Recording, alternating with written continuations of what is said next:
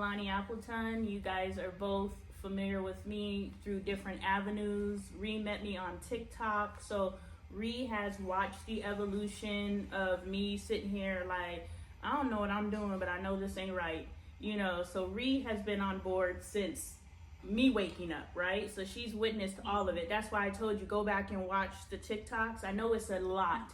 It's a year and a half of look, first of all, it's a year and a half of my history, but it's also a person who just like opened up their channel of communication, and so I'm constantly getting downloads, and I'm like, I have to capture every single download. Now I just let them things go, you know. I'm like, shoot, if it's meant to be delivered, it'll be delivered, you know. But then I was like, no, I gotta tell it. So I was recording and publishing like 12 videos a day.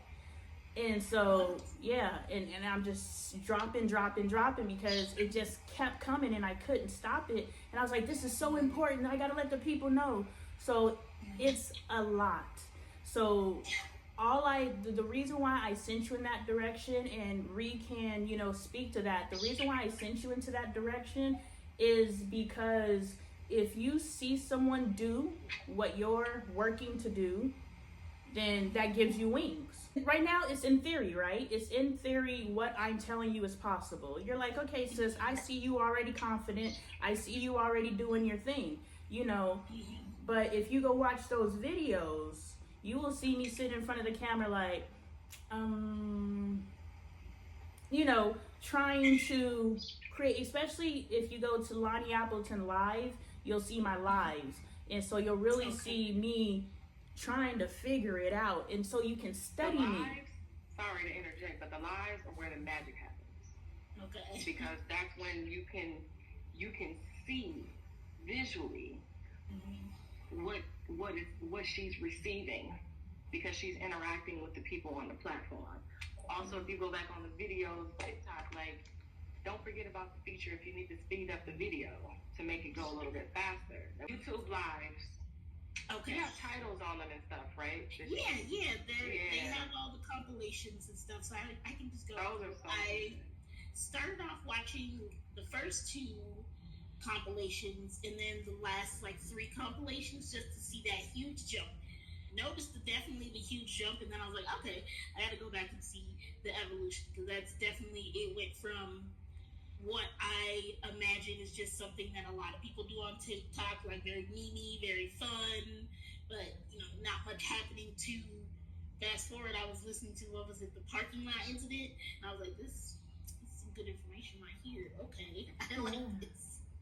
So yeah, it's a lot. Just choose your flow. I post everything except for longer videos, right? I post everything on YouTube, but YouTube is like 6 months behind.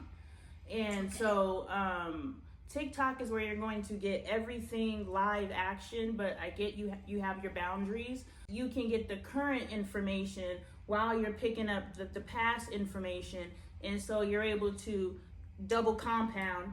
But, you know, just figure out how, and it's just really, like I said, it's able to see someone who looks like you, talks like you, has the same aspirations as you, and she did it, or she's doing it, so I can too. You know, so it's just another avenue. God's gonna lead the conversation where the conversation's gonna go. So I don't come in with any agenda. I know that's how we typically learn, but guess what? If you have an agenda, you've already cut off learning, because you say one thing and that sparks a question. But if that question takes us off topic, then we can't go there because it's not a part of our topic, and everybody wants to stay on topic. No, if I want to figure out a problem, that problem may root all the way back to the first time I saw a watermelon fall on the ground. And I'm like, what the hell does a watermelon fall on the ground have to do with the failure of my marriage? I don't know. But if we're allowed to get off topic, we can figure it out. So we don't have agendas here. So let's go. Y'all unmute and let's talk.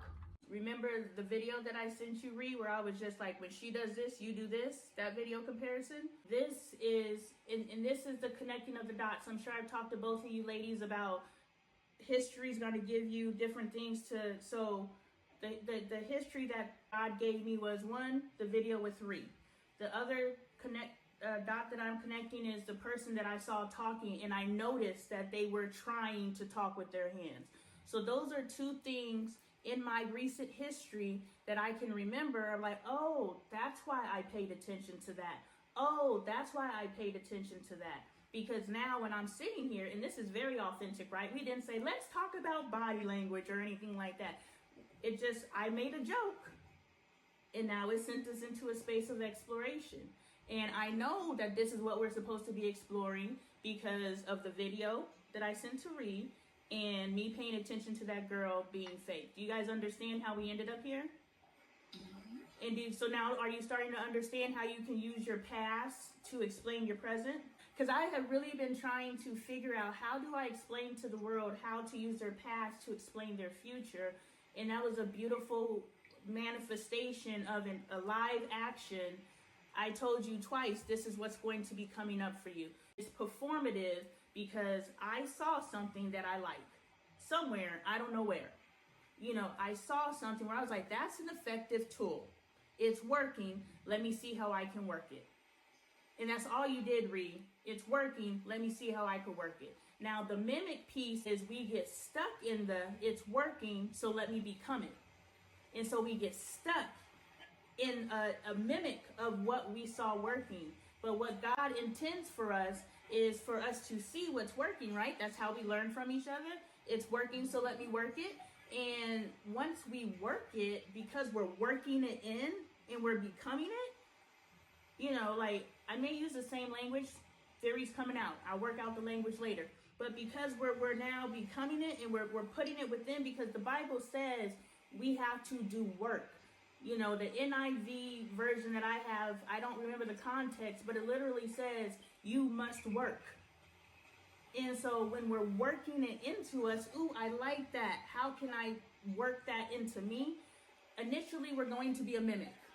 In the beginning, we're going to be a mimic because I don't know how to work it. I don't know how to incorporate that into my authenticity. But because we don't get stuck in mimic and we know that we're working this in, it will eventually become something normal. We can assess that someone like me, because I think of myself highly, for something to manifest at the level of showing it, even though I say I'm working the theory, understand that it's still been filtered many times before it came out of my mouth. Probably before it came to my realization, because I don't remember who I was talking to, Ree, and we were talking about how many versions of us are working to help us accomplish our goals. There's us on this physical plane. We have the philosophy of choice. We have alpha and omega. We have a beginning and an end. And every time we make a choice, we either choose negative, positive, or no choice at all. And so depending on what choice we make, we branch off from the negative energy, we branch off from the positive energy, and then we branch off to the version of us that made no choice at all. And so we want to be the version of us that made the positive choice. Now, if we know that there's 3 possible versions, there's infinite versions. Because, right, the first 3 branched off into 3, branched off into 3, branched off into 3. So there's infinite versions of us. But if we want to be the version of us at any given time, I want to choose to be the version of me that makes the positive decision. And the positive decision is all inclusive. I'm putting Maria into consideration, I'm putting Ree in consideration, I'm putting myself into consideration. And here's live action. When I decided to attend my husband's event, I scheduled this call because at the time of the schedule of the call, I wasn't going to attend the event. So I could do whatever the heck I want to with my Saturday night. But I came to, love does not dishonor. God dang God. God entered the chat. Who invited you? He has you moving different. Who invited you? But if I want to be the one that makes the positive decision, and so I was just like, okay, love doesn't dishonor. I'm gonna go. And we resolved some things recently. Just everything, the culmination of everything, the timing of everything is so beautiful. But that's not this conversation. That would be me going off topic.